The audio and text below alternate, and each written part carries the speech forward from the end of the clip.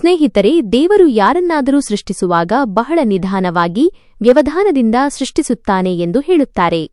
ಆದರೆ ಕೆಲವೊಮ್ಮೆ ಅವನ ಲೇಖನಿ ಬಹುಶಃ ಜಾರಿ ಹೋಗಿರಬಹುದು, ಅಥವಾ ಪ್ರಾಯಶಃ ಅವನು ಬೇಕೆಂದೇ ಆ ಮನುಷ್ಯನ ಮೇಲೆ ಒಂದು ಗುರುತನ್ನು ಬಿಟ್ಟಿರುತ್ತಾನೆ. ಜಗತ್ತು ಆ ಗುರುತನ್ನು ನೋಡುತ್ತದೆಯೇ ಅಥವಾ ಆ ಮನುಷ್ಯನ ಆತ್ಮವನ್ನು ನೋಡುತ್ತದೆಯೇ ಎಂದು ಪರೀಕ್ಷಿಸಲು.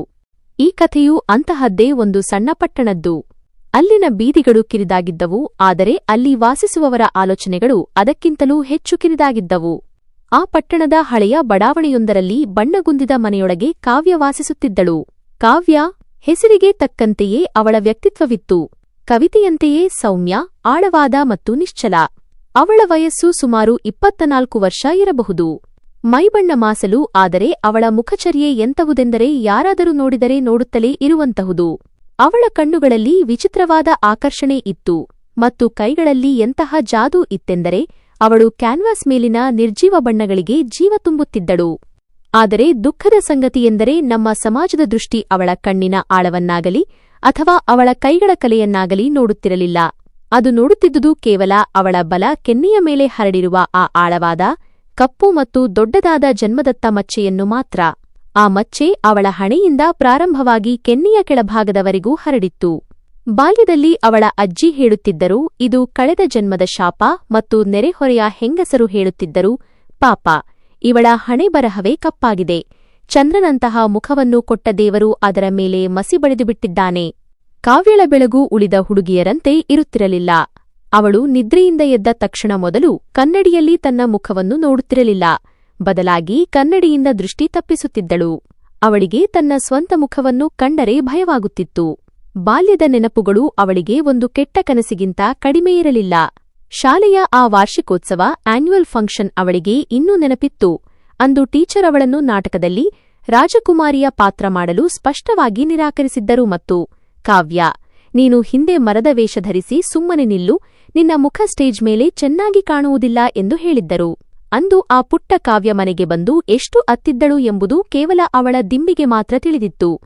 ಕಾಲ ಕಳೆಯಿತು, ಕಾವ್ಯ ಬೆಳೆದಳು, ಆದರೆ ಆ ಬಾಲ್ಯದ ಭಯ ಈಗ ಒಂದು ದೊಡ್ಡ ಹುಣ್ಣಾಗಿ ಮಾರ್ಪಟ್ಟಿತ್ತು. ಈಗ ಅವಳು ಮನೆಯ 4 ಗೋಡೆಗಳ ನಡುವೆಯೇ ತನ್ನನ್ನು ಸೀಮಿತಗೊಳಿಸಿಕೊಂಡಿದ್ದಳು. ಆ ದಿನ ಮನೆಯಲ್ಲಿ ಬೆಳಗಿನಿಂದಲೇ ವಿಚಿತ್ರವಾದ ಆತಂಕವಿತ್ತು. ನಿವೃತ್ತ ಗುಮಾಸ್ತರಾಗಿದ್ದ ಕಾವ್ಯಳ ತಂದೆ ಪದೇ ಪದೇ ಗಡಿಯಾರ ನೋಡುತ್ತಿದ್ದರು. ತಾಯಿ ಅಡುಗೆ ಮನೆಯಲ್ಲಿ ಸಮೋಸ ಮತ್ತು ಸಿಹಿ ತಿಂಡಿಗಳನ್ನು ಜೋಡಿಸುತ್ತಿದ್ದರು. ಇಂದು 17ನೇ ಬಾರಿಗೆ 17th ಟೈಮ್ ಕಾವ್ಯಳನ್ನು ನೋಡಲು ಗಂಡಿನ ಕಡೆಯವರು ಬರುತ್ತಿದ್ದರು. ಪ್ರತಿ ಬಾರಿಯೂ ಅದೇ ಕಥೆ, ಭರವಸೆ, ತಯಾರಿ, ಪ್ರದರ್ಶನ ಮತ್ತು ನಂತರ ತಿರಸ್ಕಾರ. ಮಧ್ಯಾಹ್ನ 3 ಗಂಟೆಯಾಗಿತ್ತು. ತಾಯಿ ಕಾವ್ಯಳ ಕೋಣೆಗೆ ಬಂದರು. ಅವರ ಕೈಯಲ್ಲಿ ದಪ್ಪನಾದ ಫೌಂಡೇಶನ್ ಮತ್ತು ಸಾಕಷ್ಟು ಕ್ಲಿಪ್ಗಳಿದ್ದವು. ತಾಯಿ ಕಾವ್ಯಳನ್ನು ಕನ್ನಡಿಯ ಮುಂದೆ ಕೂರಿಸಿದರು. ನೋಡು ಮಗಳೇ, ತಾಯಿಯ ಧ್ವನಿಯಲ್ಲಿ ಒಂದು ಅಸಹಾಯಕತೆ ಇತ್ತು. ಇಂದು ಬರುತ್ತಿರುವವರು ತುಂಬಾ ದೊಡ್ಡ ಮನೆತನದವರು. ಹುಡುಗ ಸರ್ಕಾರಿ ಬ್ಯಾಂಕಿನಲ್ಲಿ ಆಫೀಸರ್ ಆಗಿದ್ದಾನೆ. ಈ ಸಂಬಂಧ ಕೂಡಿ ಬಂದರೆ ನಿನ್ನ ಜೀವನ ಸುಧಾರಿಸುತ್ತದೆ. ನೀನು ಕೇವಲ ನಿನ್ನ ಕೂದಲನ್ನು ಹೀಗೆ ಮುಂದೆ ಬಿಟ್ಟುಕೋ, ಆಗ ಆ ಬಲಗಡೆಯ ಮಚ್ಚೆ ಮುಚ್ಚಿ ಹೋಗುತ್ತದೆ. ಮತ್ತು ಹೌದು, ಹೆಚ್ಚು ನಗಬೇಡ, ಇಲ್ಲದಿದ್ದರೆ ಕೂದಲು ಸರಿದು ಹೋಗಬಹುದು. ಕಾವ್ಯ ಮೌನವಾಗಿ ಕೇಳಿಸಿಕೊಳ್ಳುತ್ತಿದ್ದಳು. ಅವಳಿಗೆ ತಾನು ಮಾರುಕಟ್ಟೆಯಲ್ಲಿ ಮಾರಾಟಕ್ಕೆ ಇಟ್ಟಿರುವ ಗೊಂಬೆಯಂತೆ ಭಾಸವಾಗುತ್ತಿತ್ತು. ಅವಳು ಮನಸ್ಸಿನಲ್ಲೇ ಅಂದುಕೊಂಡಳು, ಅಮ್ಮ, ನಾನು ಕಲೆಯನ್ನು ಮುಚ್ಚಿಟ್ಟುಕೊಳ್ಳಬಹುದು, ಆದರೆ ನನ್ನ ಹಣೆಬರಹವನ್ನು ಮುಚ್ಚಿಡಲು ಸಾಧ್ಯವೇ? ಸಂಜೆ ಅತಿಥಿಗಳು ಬಂದರು. ಹುಡುಗ, ಅವನ ತಂದೆ ತಾಯಿ ಮತ್ತು ಒಬ್ಬ ಮಧ್ಯವರ್ತಿ. ಡ್ರಾಯಿಂಗ್ ರೂಮಿನಲ್ಲಿ ನಗು ಮಾತುಕತೆ ನಡೆಯುತ್ತಿತ್ತು. ಕಾವ್ಯಳ ತಂದೆ ಕೈ ಮುಗಿದು ನಿಂತಿದ್ದರು, ಪ್ರತಿ ಮಾತಿಗೆ ಹೌದು ಹೌದು ಎಂದು ತಲೆದೂಗುತ್ತಿದ್ದರು. ಆಗ ಮಗಳನ್ನು ಕರೆಯಿರಿ ಎಂಬ ಧ್ವನಿ ಬಂತು. ಕಾವ್ಯ ಕೈಯಲ್ಲಿ ಚಹಾದ ಟ್ರೇ ಹಿಡಿದು ಒಳಗೆ ಬಂದಳು. ಅವಳ ಕಾಲುಗಳು ನಡುಗುತ್ತಿದ್ದವು. ಎದೆಯ ಬಡಿತ ಎಷ್ಟು ವೇಗವಾಗಿತ್ತೆಂದರೆ ಚಹಾದ ಕಪ್ಗಳು ಶಬ್ದ ಮಾಡುತ್ತವೇನೋ ಎಂಬ ಭಯ ಅವಳಿಗಿತ್ತು. ಅವಳು ಬಾಗಿ ಎಲ್ಲರಿಗೂ ಚಹಾ ನೀಡಿದಳು. ಹುಡುಗನ ತಾಯಿ ಅವಳನ್ನು ಮೇಲಿಂದ ಕೆಳಗಿನವರೆಗೂ ನೋಡಿದರು. ಮನೆಗೆಲಸಗಳೆಲ್ಲ ಗೊತ್ತಿದೆ ತಾನೇ? ಅವರು ಗಟ್ಟಿಯಾದ ಧ್ವನಿಯಲ್ಲಿ ಕೇಳಿದರು. ಕಾವ್ಯ ಮೆಲ್ಲನೆ ತಲೆ ಆಡಿಸಿದಳು. ಹೌದು, ಅಡುಗೆ ಮಾಡುವುದು, ಹೊಲಿಗೆ, ಕಸೂತಿ ಎಲ್ಲವೂ ಬರುತ್ತದೆ. ಧ್ವನಿ ತುಂಬಾ ಇಂಪಾಗಿದೆ ಎಂದು ಹುಡುಗನ ತಂದೆ ಹೇಳಿದರು. ವಾತಾವರಣ ಸ್ವಲ್ಪ ಹಗುರವಾಯಿತು. ಕಾವ್ಯಳ ತಂದೆಯ ಮುಖದಲ್ಲಿ ಸ್ವಲ್ಪ ನೆಮ್ಮದಿ ಕಾಣಿಸಿತು. ಬಹುಶಃ ಈ ಬಾರಿ ದಡ ಸೇರಬಹುದು ಎಂದು ಅವರಿಗೆ ಅನ್ನಿಸಿತು. ಆದರೆ ವಿಧಿ ಬೇರೆಯದೇ ಆಟವಾಡಲು ಕಾಯುತ್ತಿತ್ತು. ಸೆಕೆ ಹೆಚ್ಚಾಗಿದ್ದರಿಂದ ಯಾರೋ ಫ್ಯಾನ್ನ ವೇಗವನ್ನು ಹೆಚ್ಚಿಸಿದರು. ಮೇಲ್ಛಾವಣಿಯ ಫ್ಯಾನ್ ಜೋರಾಗಿ ತಿರುಗಲು ಪ್ರಾರಂಭಿಸಿತು ಮತ್ತು ಅದರ ವೇಗವಾದ ಗಾಳಿಯ ರಭಸ ನೇರವಾಗಿ ಕಾವ್ಯಳ ಮುಖಕ್ಕೆ ಅಪ್ಪಳಿಸಿತು. ತಾಯಿ ಗಂಟೆಗಟ್ಟಲೆ ಕಷ್ಟಪಟ್ಟು ಜೋಡಿಸಿದ್ದ ಆ ಕೂದಲುಗಳು ಗಾಳಿಗೆ ಹಾರಿಹೋದವು. ಮತ್ತು ಅಷ್ಟೇ, ಆ ಒಂದು ಕ್ಷಣ ಎಲ್ಲವೂ ಬದಲಾಗಿ ಹೋಯಿತು. ಕೋಣೆಯಲ್ಲಿ ಸಂಪೂರ್ಣ ಮೌನ ಆವರಿಸಿತು. ಹುಡುಗನ ತಾಯಿಯ ದೃಷ್ಟಿ ಆ ಕಪ್ಪು ಮಚ್ಚೆಯ ಮೇಲೆ ನೆಟ್ಟಿತು. ಇಲ್ಲಿಯವರೆಗೆ ಮೊಬೈಲ್ ನೋಡುತ್ತಿದ್ದ ಹುಡುಗ ಕಾವ್ಯಳನ್ನು ನೋಡಿದ ಮತ್ತು ತಾನು ಯಾವುದೋ ಅಸಹ್ಯವಾದ ವಸ್ತುವನ್ನು ನೋಡಿದವನಂತೆ ಮುಖ ಸಿಂಡರಿಸಿದನು. ಇದೇನಿದು? ಹುಡುಗನ ತಾಯಿ ಬೆರಳು ತೋರಿಸುತ್ತಾ ಕೇಳಿದರು. ಕಾವ್ಯಳ ತಾಯಿ ಗಾಬರಿಯಾದರೂ ಅದು ಕೇವಲ ಚಿಕ್ಕ ಮಚ್ಚೆ, ಅದು ಮೇಕಪ್ನಿಂದ. ಚಿಕ್ಕದ? ಹುಡುಗನ ತಾಯಿ ಕಿರುಚಿದರು. ಅಮ್ಮಾವ್ರೇ, ಇದನ್ನು ನೀವು ಚಿಕ್ಕದು ಅಂತೀರಾ? ಇದು ಅರ್ಧಮುಖ ಸುಟ್ಟುಹೋದ ಹಾಗೆ ಕಾಣುತ್ತಿದೆ. ನೀವು ನಮ್ಮ ಬಳಿ ಯಾಕೆ ಸುಳ್ಳು ಹೇಳಿದಿರಿ? ಹುಡುಗಿ ಸುಂದರವಾಗಿದ್ದಾಳೆ ಎಂದು ಹೇಳಿದ್ದಿರಿ. ಸುಂದರ ಎಂದರೆ ಯಾವುದೇ ಕಲೆ ಇಲ್ಲದಂತೆ ಇರಬೇಕು. ಹುಡುಗ ತನ್ನ ತಾಯಿಯ ಕೈ ಹಿಡಿದು ಹೇಳಿದ, ಮಮ್ಮಿ, ಬಾ, ಇಲ್ಲಿಂದ ಹೋಗೋಣ. ನಾನು ಈ ಹುಡುಗಿಯೊಂದಿಗೆ ನನ್ನ ಜೀವನ ಕಳೆಯಲು ಸಾಧ್ಯವಿಲ್ಲ. ನನ್ನ ಸ್ನೇಹಿತರು ಏನು ಹೇಳುತ್ತಾರೆ? ನನಗೆ ಆಫೀಸ್ ಪಾರ್ಟಿಗಳಿಗೆ ಇವಳನ್ನು ಕರೆದುಕೊಂಡು ಹೋಗಲು ಕೂಡ ಅವಮಾನವಾಗುತ್ತದೆ. ಕಾವ್ಯಳ ತಂದೆ ಕೈ ಜೋಡಿಸಿದರೂ ಅವರ ಕಣ್ಣಲ್ಲಿ ನೀರು ಬಂತು. ಸರ್, ನನ್ನ ಮಗಳು ತುಂಬಾ ಗುಣವಂತಳು, ಒಮ್ಮೆ ಮಾತನಾಡಿ ನೋಡಿ. ಗುಣಗಳಿಂದ ಏನು ಉಪ್ಪಿನಕಾಯಿ ಹಾಕಬೇಕಾ? ಗಂಡಿನ ಕಡೆಯವರು ಎದ್ದು ನಿಂತರು. ನಮಗೆ ಮೋಸ ಮಾಡಲಾಗಿದೆ. ಇಂತಹ ಹುಡುಗಿಯ ಮದುವೆ ಯಾರಾದರೂ ಕುರುಡನ ಜೊತೆ ಮಾತ್ರ ಆಗಲು ಸಾಧ್ಯ. ಅವರು ಕಾಲು ಬಡಿಯುತ್ತಾ ಅಲ್ಲಿಂದ ಹೊರಟು ಹೋದರು. ಅವರು ಹೋದ ನಂತರ ಮನೆಯಲ್ಲಿ ಆವರಿಸಿದ ಮೌನ ಯಾವುದೋ ಸಾವಿನ ಮನೆಯ ಮೌನಕ್ಕಿಂತ ಕಡಿಮೆಯಿರಲಿಲ್ಲ. ಕಾವ್ಯ ಅಲ್ಲಿಯೇ ಪ್ರತಿಮೆಯಂತೆ ನಿಂತಿದ್ದಳು. ಅವಳ ಕೆನ್ನೆಗಳ ಮೇಲೆ ಕಣ್ಣೀರು ಹರಿಯುತ್ತಿತ್ತು. ಅದು ಆ ಕಪ್ಪು ಮಚ್ಚೆಯನ್ನು ಒದ್ದೆ ಮಾಡುತ್ತಿತ್ತು. ಅವಳಿಗೆ ಆ ದಿನ ತನ್ನ ಅಸ್ತಿತ್ವದ ಮೇಲೆ ದ್ವೇಷ ಉಂಟಾಯಿತು. ತಾನು ತನ್ನ ತಂದೆ ತಾಯಿಗೆ ಒಂದು ಭಾರ, ಒಂದು ಶಿಕ್ಷೆ ಎಂದು ಅವಳಿಗೆ ಅನ್ನಿಸಿತು. ಅವಳು ಓಡಿ ತನ್ನ ಕೋಣೆಗೆ ಹೋಗಿ ಬಾಗಿಲು ಹಾಕಿ ಕನ್ನಡಿಯ ಮುಂದೆ ನಿಂತಳು. ಪಕ್ಕದಲ್ಲಿದ್ದ ಹೂದಾನಿಯನ್ನು ಎತ್ತಿ ಪೂರ್ತಿ ಬಲದಿಂದ ಕನ್ನಡಿಯ ಮೇಲೆ ಎಸೆದಳು. ಗಾಜಿನ ಚೂರುಗಳು ಚೆಲ್ಲಾಪಿಲ್ಲಿಯಾದವು. ಅವಳು ನೆಲದ ಮೇಲೆ ಕುಳಿತು ಚೀರಾಡುತ್ತಾ ಅತ್ತಳು. ನನ್ನನ್ನು ಯಾಕೆ ಹೀಗೆ ಸೃಷ್ಟಿಸಿದೆ? ನಾನೇನು ತಪ್ಪು ಮಾಡಿದ್ದೆ? ಮುಂದಿನ ಹಲವು ದಿನಗಳವರೆಗೆ ಕಾವ್ಯ ಕೋಣೆಯಿಂದ ಹೊರಗೆ ಬರಲಿಲ್ಲ. ಅವಳಿಗೆ ಇದ್ದ ಒಂದೇ ಒಂದು ನೆಮ್ಮದಿ ಎಂದರೆ ಪೇಂಟಿಂಗ್, ಚಿತ್ರಕಲೆ. ಮನೆಯಲ್ಲಿ ಉಸಿರುಗಟ್ಟಿದಂತಾದಾಗಲೆಲ್ಲ ಅವಳು ತನ್ನ ಹಳೆಯ ಸೈಕಲ್ ಎತ್ತಿಕೊಂಡು ಮುಖವನ್ನು ದುಪಟ್ಟಾದಿಂದ ಮುಚ್ಚಿಕೊಂಡು ಊರ ಹೊರಗಿನ ಹಳೆಯ ಸೆಂಟ್ರಲ್ ಲೈಬ್ರರಿಯ ಹಿಂಭಾಗದ ಪಾಳುಬಿದ್ದ ತೋಟಕ್ಕೆ ಹೋಗುತ್ತಿದ್ದಳು. ಅಲ್ಲಿ ಒಡೆದ ಮೂರ್ತಿಗಳಿದ್ದವು ಮತ್ತು ಕಾಡು ಹೂವುಗಳಿದ್ದವು. ಅಲ್ಲಿ ಅವಳನ್ನು ಯಾರೂ ನೋಡುತ್ತಿರಲಿಲ್ಲ, ಯಾರೂ ಟೀಕಿಸುತ್ತಿರಲಿಲ್ಲ. ಒಂದು ಸಂಜೆ ಹವಾಮಾನ ತುಂಬಾ ಬಿರುಗಾಳಿಯಿಂದ ಕೂಡಿತ್ತು. ಆಕಾಶದಲ್ಲಿ ದಟ್ಟವಾದ ಕಪ್ಪು ಮೋಡಗಳಿದ್ದವು. ಕಾವ್ಯ ತನ್ನ ಈಸಲ್ ಇಟ್ಟುಕೊಂಡು ಒಂದು ಚಿತ್ರ ಬಿಡಿಸುತ್ತಿದ್ದಳು. ಅದು ಪಂಜರದಲ್ಲಿ ಬಂಧಿಯಾದ ಹೆಣ್ಣಿನ ಚಿತ್ರವಾಗಿತ್ತು. ಆದರೆ ಪಂಜರದ ಬಾಗಿಲು ತೆರೆದಿತ್ತು. ಆದರೂ ಅವಳು ಹಾರುತ್ತಿರಲಿಲ್ಲ. ಇದು ಕಾವ್ಯಳ ಸ್ವಂತ ಕಥೆಯಾಗಿತ್ತು. ಅಚಾನಕ್ಕಾಗಿ ಗಾಳಿಯ ಒಂದು ಜೋರಾದ ರಭಸ ಬಂತು. ಕಾವ್ಯಳ ಗಮನ ಬೇರೆಡೆ ಹೋಯಿತು ಮತ್ತು ಅವಳ ಆ ಪೇಂಟಿಂಗ್ ಸ್ಟ್ಯಾಂಡ್ನಿಂದ ಕಿತ್ತುಕೊಂಡು ಗಾಳಿಯಲ್ಲಿ ಹಾರಿಹೋಯಿತು. ನನ್ನ ಪೇಂಟಿಂಗ್! ಕಾವ್ಯ ಅದರ ಹಿಂದೆ ಓಡಿದಳು. ಪೇಂಟಿಂಗ್ ಹಾರುತ್ತಾ ಒಂದು ಮರದ ಬಳಿ ಹೋಗಿ ಬಿತ್ತು. ಕಾವ್ಯ ಅದನ್ನು ಎತ್ತಿಕೊಳ್ಳುವಷ್ಟರಲ್ಲೇ ಒಂದು ಅಪರಿಚಿತ ಕೈ ಅದನ್ನು ಎತ್ತಿಕೊಂಡಿತು. ಕಾವ್ಯ ಥಟ್ಟನೆ ನಿಂತಳು. ಅವಳು ಬೇಗನೆ ತನ್ನ ದುಪಟ್ಟಾವನ್ನು ಮೂಗಿನವರೆಗೂ ಎಳೆದುಕೊಂಡಳು. ಎದುರಿಗೆ ಒಬ್ಬ ಹುಡುಗ ನಿಂತಿದ್ದನು. ಜೀನ್ಸ್ ಕುರ್ತಾ ಧರಿಸಿ, ಕತ್ತಿನಲ್ಲಿ ಕ್ಯಾಮೆರಾ ನೇತು ಹಾಕಿಕೊಂಡು, ಅಸ್ತವ್ಯಸ್ತವಾದ ಕೂದಲು ಮತ್ತು ಕಣ್ಣುಗಳಲ್ಲಿ ಒಂದು ಆಳವಾದ ಶಾಂತಿ ಇತ್ತು. ಇವನು ಸಮೀರ್. ಸಮೀರ್ ಆ ಪೇಂಟಿಂಗ್ ಅನ್ನು ಬಹಳ ಗಮನವಿಟ್ಟು ನೋಡಿದನು.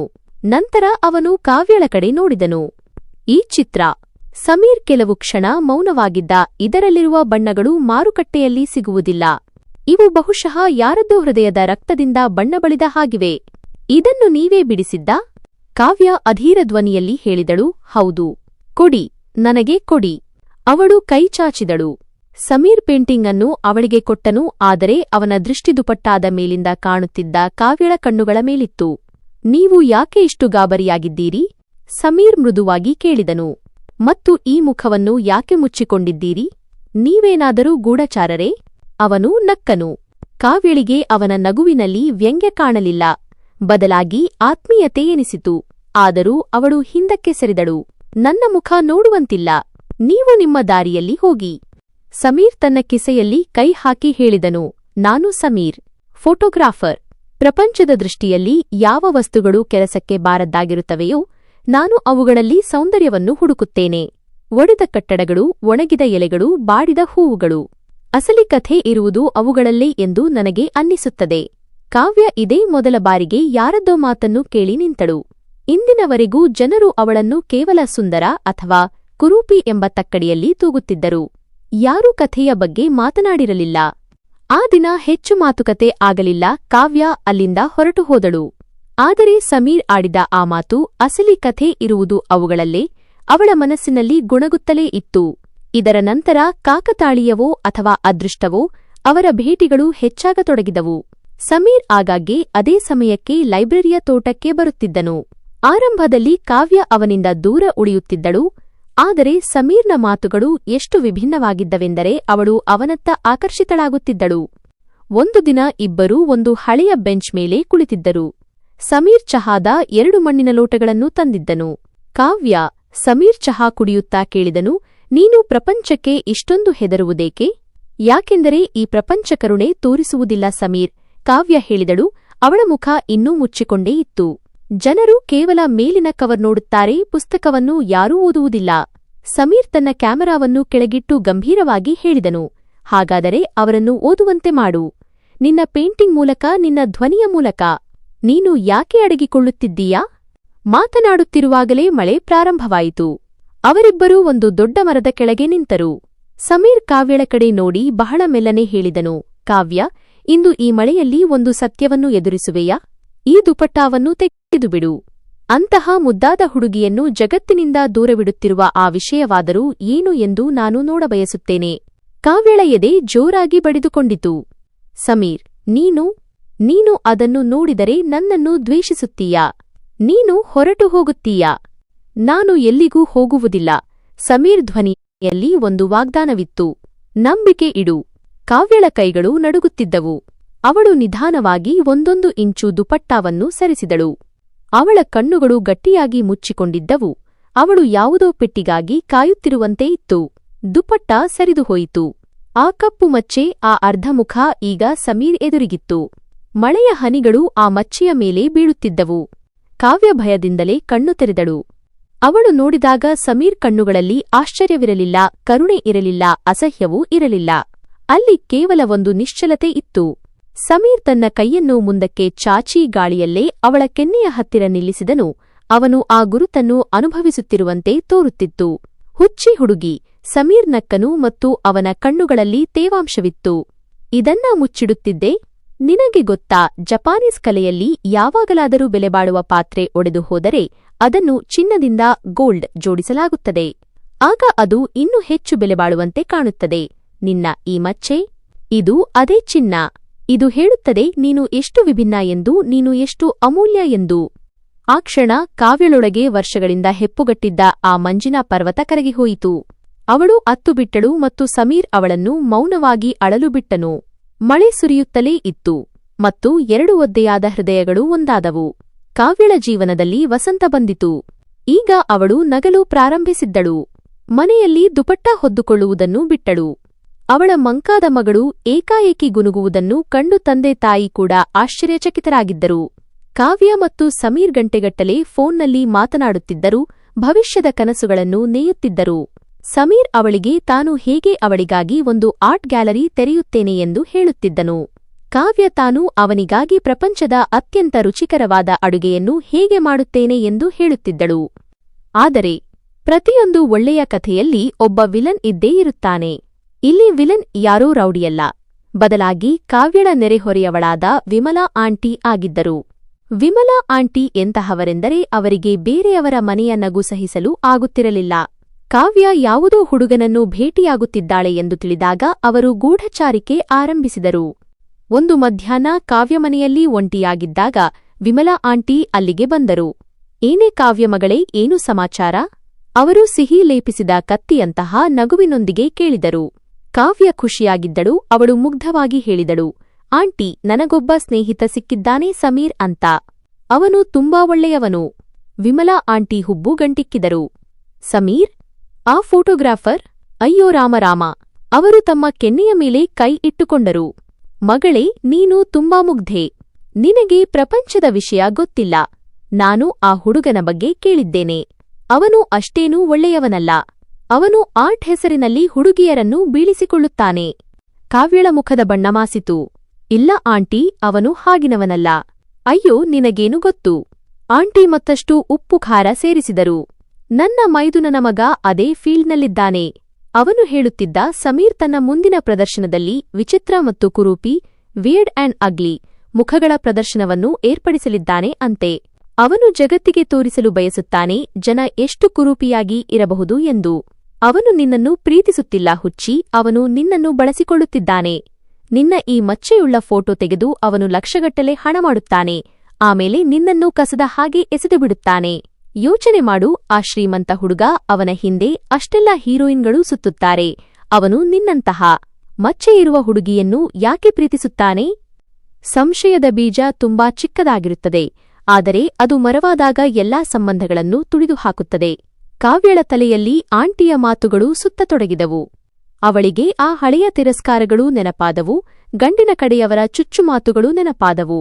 ಅವಳಿಗೆ ಅನ್ನಿಸಿತು, ಆಂಟಿ ನಿಜ ಹೇಳುತ್ತಿದ್ದಾರೆ. ನಾನಿರುವುದೇ ಹೀಗೆ, ನನ್ನನ್ನು ನೋಡಿ ಜನ ಮಜಾ ತೆಗೆದುಕೊಳ್ಳುತ್ತಾರೆ.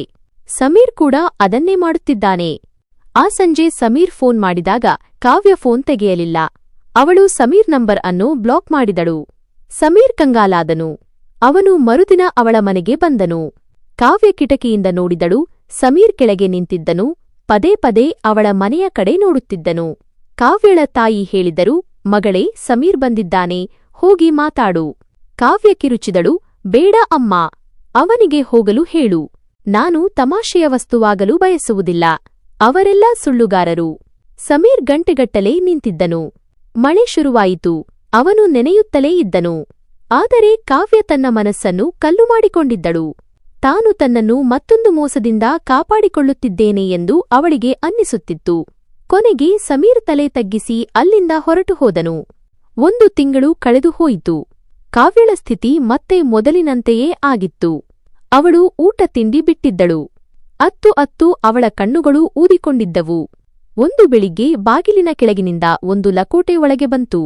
ಕಾವ್ಯ ಅದನ್ನು ಎತ್ತಿಕೊಂಡಳು. ಅದು ಒಂದು ಬೃಹತ್ ಆರ್ಟ್ ಎಕ್ಸಿಬಿಷನ್ ಕಲಾಪ್ರದರ್ಶನನ ಆಮಂತ್ರಣ ಪತ್ರಿಕೆಯಾಗಿತ್ತು. ನಗರದ ಟೌನ್ ಹಾಲ್ನಲ್ಲಿ. ಕಾರ್ಡ್ ಮೇಲೆ ಹೀಗೆ ಬರೆದಿತ್ತು, ಅನ್ಸೀನ್ ಬ್ಯೂಟಿ, ಅದೃಶ್ಯ ಸೌಂದರ್ಯ. ಜೊತೆಗೆ ಸಮೀರ್ ಕೈಬರಹದಲ್ಲಿ ಒಂದು ಟಿಪ್ಪಣಿ ಇತ್ತು, ಕಾವ್ಯ, ನೀನು ನನ್ನೊಂದಿಗೆ ಮಾತನಾಡುವುದನ್ನು ಏಕೆ ನಿಲ್ಲಿಸಿದೆ ಎಂದು ನನಗೆ ತಿಳಿಯದು. ಬಹುಶಃ ನನ್ನಿಂದ ಏನಾದರೂ ತಪ್ಪಾಗಿರಬಹುದು. ಆದರೆ ನಾನು ಏನೇ ಮಾಡಿದ್ದರೂ ಸತ್ಯವಾದ ಮನಸ್ಸಿನಿಂದ ಮಾಡಿದ್ದೇನೆ. ಇಂದು ಸಂಜೆ ನನ್ನ ಜೀವನದ ಅತ್ಯಂತ ದೊಡ್ಡ ದಿನ. ನೀನು ಎಂದಾದರೂ ಒಂದು ಕ್ಷಣವಾದರೂ ನನ್ನನ್ನು ನಿನ್ನ ಸ್ನೇಹಿತನೆಂದು ಪರಿಗಣಿಸಿದ್ದರೆ ಇಂದು ಬಾ. ನನ್ನ ಪ್ರಶ್ನೆಗಳಿಗೆಲ್ಲ ನಿನ್ನ ಗೌರವದ ಉತ್ತರವನ್ನು ಪಡೆಯಲು ಬಾ. ನಿನ್ನ ಸಮೀರ್. ಕಾವ್ಯ ಕಾರ್ಡನ್ನು ಎಸೆದಳು. ಆದರೆ ಸಂಜೆಯಾಗುತ್ತಿದ್ದಂತೆ ಅವಳ ಚಡಪಡಿಕೆ ಹೆಚ್ಚಾಯಿತು. ಸಮೀರ್ ಮೋಸಗಾರನಲ್ಲ ಎಂದು ಅವಳ ಹೃದಯ ಹೇಳುತ್ತಿತ್ತು, ಆದರೆ ಜಗತ್ತು ತುಂಬಾ ಕೆಟ್ಟದ್ದು ಎಂದು ಅವಳ ಮೆದುಳು ಹೇಳುತ್ತಿತ್ತು.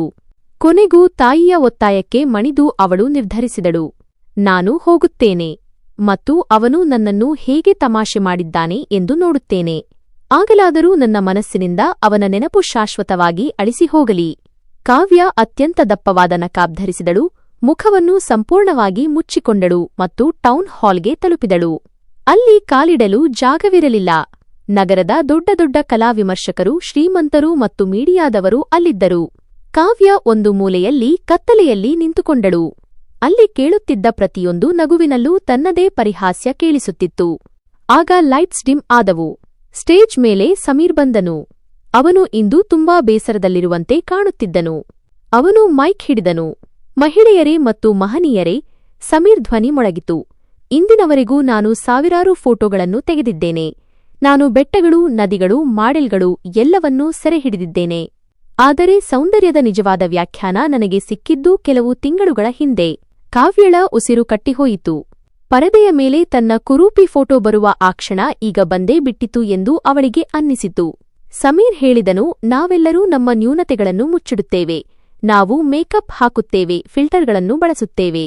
ಆದರೆ ಒಬ್ಬ ವ್ಯಕ್ತಿ ನನಗೆ ಕಲಿಸಿಕೊಟ್ಟಿದ್ದಾರೆ, ನ್ಯೂನತೆಗಳೇ ನಮ್ಮನ್ನು ಮನುಷ್ಯರನ್ನಾಗಿ ಮಾಡುತ್ತವೆ ಎಂದು.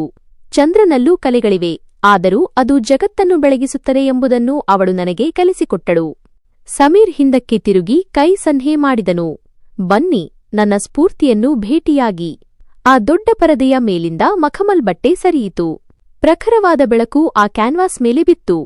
ಕಾವ್ಯ ತನ್ನ ಕಣ್ಣುಗಳನ್ನು ಮುಚ್ಚಿಕೊಂಡಳು. ಸಭಾಂಗಣದಲ್ಲಿ ಚಪ್ಪಾಳೆಗಳ ಸದ್ದು ಮೊಳಗಿತು. 1 ಕ್ಷಣ, 2 ಕ್ಷಣ.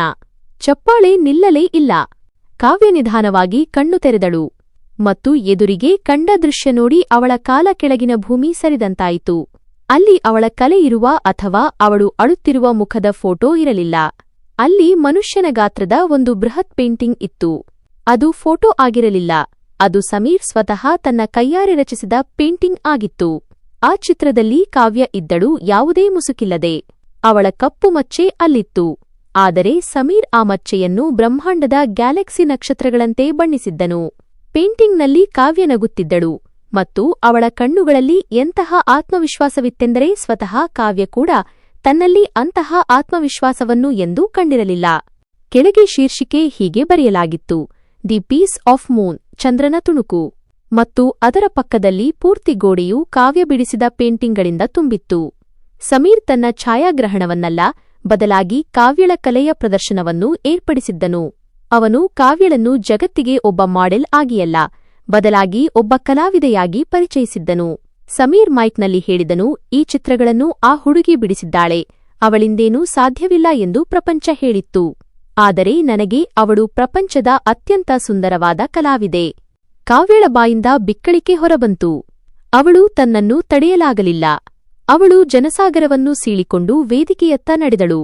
ಜನ ಅವಳಿಗೆ ದಾರಿ ಮಾಡಿಕೊಟ್ಟರು. ಈಗ ಅವಳಿಗೆ ತನ್ನ ಮುಖವನ್ನು ಮುಚ್ಚಿಕೊಳ್ಳುವ ಪ್ರಜ್ಞೆ ಇರಲಿಲ್ಲ. ಅವಳ ಮುಖವಾಡ ಕಳಚಿಬಿದ್ದಿತ್ತು. ಸಮೀರ್ ಅವಳು ಬರುತ್ತಿರುವುದನ್ನು ನೋಡಿದನು. ಅವನು ವೇದಿಕೆಯಿಂದ ಕೆಳಗೆ ಹಾರಿದನು. ಕಾವ್ಯ ಅವನ ಮುಂದೆ ನಿಂತಿದ್ದಳು, ಕಣ್ಣೀರಿನಿಂದ ಒದ್ದೆಯಾಗಿದ್ದಳು. ಸಮೀರ್. ಅವಳ ಗಂಟಲಿಂದ ಧ್ವನಿ ಹೊರಡುತ್ತಿರಲಿಲ್ಲ. ನೀನು ನನ್ನ ಪೇಂಟಿಂಗ್ಸ್. ಸಮೀರ್ ಎಲ್ಲರ ಮುಂದೆ ಯಾವ ಸಂಕೋಚವೂ ಇಲ್ಲದೆ ಮಂಡಿಯೂರಿ ಕುಳಿತು ಕಾವ್ಯಳ ಕೈಯನ್ನು ತನ್ನ ಕೈಯಲ್ಲಿ ತೆಗೆದುಕೊಂಡನು. ಪೂರ್ತಿ ಹಾಲ್ ಶಾಂತವಾಯಿತು. ಕಾವ್ಯ, ಸಮೀರ್ ಹೇಳಿದನು, ವಿಮಲಾ ಆಂಟಿ ಏನು ಹೇಳಿದರು ಎಂಬುದು ನನಗೆ ಗೊತ್ತಾಗಿತ್ತು. ಆದರೆ ನಾನು ನಿನಗೆ ಸಮಜಾಯಿಷಿ ನೀಡಲು ಬಯಸಿರಲಿಲ್ಲ. ನಿನಗೆ ಸಾಕ್ಷಿ ನೀಡಲು ಬಯಸಿದ್ದೆ. ನನಗೆ ನಿನ್ನ ಈ ಮಚ್ಚೆ ಯಾವುದೇ ಕಲೆಯಲ್ಲ. ಅದು ನನ್ನ ದೃಷ್ಟಿ ನೆಲೆನಿಲ್ಲುವ ಜಾಗವಾಗಿದೆ. ನಾನು ನಿನ್ನ ಈ ಪೇಂಟಿಂಗ್ಗಳಿಗಲ್ಲ, ನಿನ್ನ ಅಭಿಮಾನಿ. ಈ ಸಾಧಾರಣ ಫೋಟೋಗ್ರಾಫರ್ನ ಜೀವನದಲ್ಲಿ ಬಣ್ಣ ತುಂಬುವೆಯಾ? ನನ್ನನ್ನು ಮದುವೆಯಾಗುವೆಯಾ?